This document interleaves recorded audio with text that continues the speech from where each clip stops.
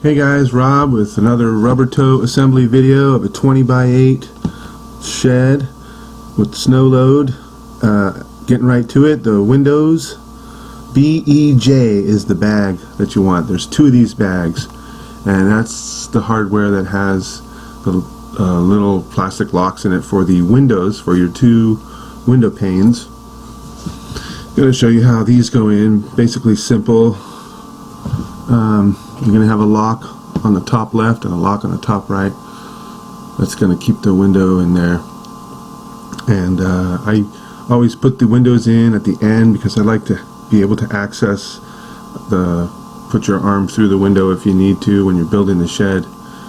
You know, so once the shed is already built, as you can see, the shed's complete, and these are just all the finishing touches. This is a great finishing touch video for the 20x8 shed.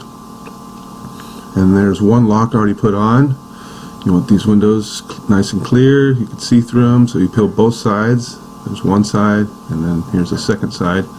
And then when you peel the second side, you'll see nice clear window. Nice.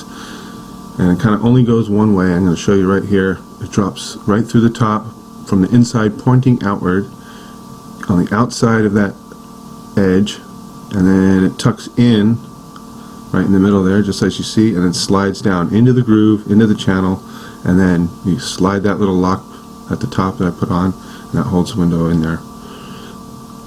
And then you get another lock on the left side.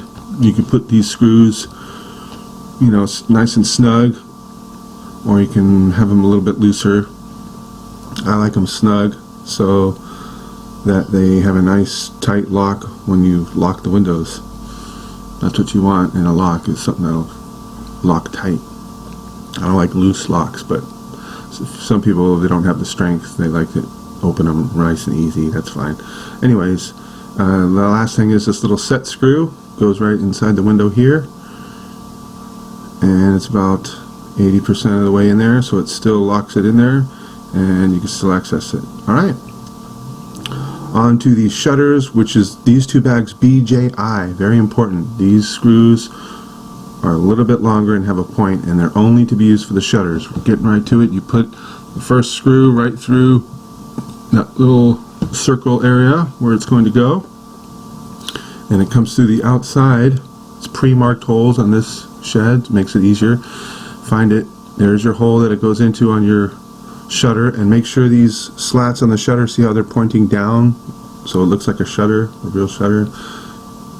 If you have it upside down, you're going to have to take it off and put it the right side up, or make sure those little slits are pointing down. I go to the inside of the shed, and I put my arm through the window and push against it. Now I'm backing the screw out and then tightening it right back up again, so it pulls that thing in and it's nice and snug against the wall, just as you see there. About a 1/4 of an inch gap between the edge of the window there and the shutter, and then you come back around and put your hand on the outside while holding the shutter right in place, and put this next screw in at the bottom, and then there's two more screws, and they're pre-marked with those little circle marks. See, that's lines up right where the shed's going to be, into the other holes in the back of the shutter. And then your third one, and then your fourth one right there, while holding the back side of it, and it's on nice and snug. There you go. There's your left shutter. You do the right shutter the same way, so you have it left and right. It looks just like you see there. Nice, flush, lines up with the window, so we have, it looks nice and flush, and great windows. And then the next section here is your windows to your doors. I always put the right side on first, peel both sides of the windows, and you get these little ADZ screws, these short ones, and they're pre-marked with holes. Pretty basic too. You just put it up there the right shape, the right way, and fill in all the areas where you see screws. Nice.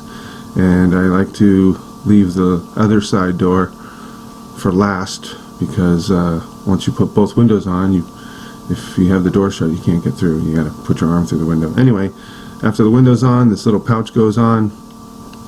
Pretty basic, pre-marked holes as well, little indentations, and you just fill in those holes and hang the pouch. Onto the snow load kit for the trusses. This bag is labeled EQS, which is a bunch of short self-tapping screws, and you're going to want a nut runner, a magnetic little nut runner in the end of your drill gun to put these on. These screws, they drill in where they're supposed to go and make the hole and then snug up and have the screw all in one shot. That's why they're called self-tappers. They self-tap. And then these two brackets go right above your center doors. They can only go one way. You just hold them up like so. Do the right one or left one, whichever one first, doesn't matter. It's got 4 screws, 2 on the outside edge that go screw into the pole of the door, like through the gable and into that metal pole where the door is, and then 2 up into the roof. Here I'm going to do the door side first, which is very difficult because that pole is rounded, so it needs to go straight into that pole.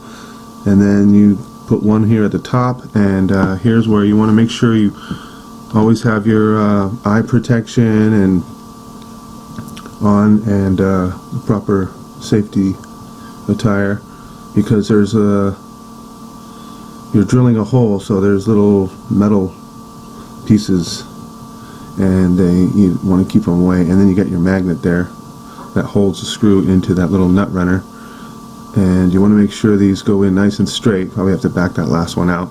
Make sure it's a nice straight shot, and then push real hard, and it makes the hole. It goes through the plastic and into the tube, the metal tube that's running all the way through your door that you put together earlier on before you put the doors up and all that.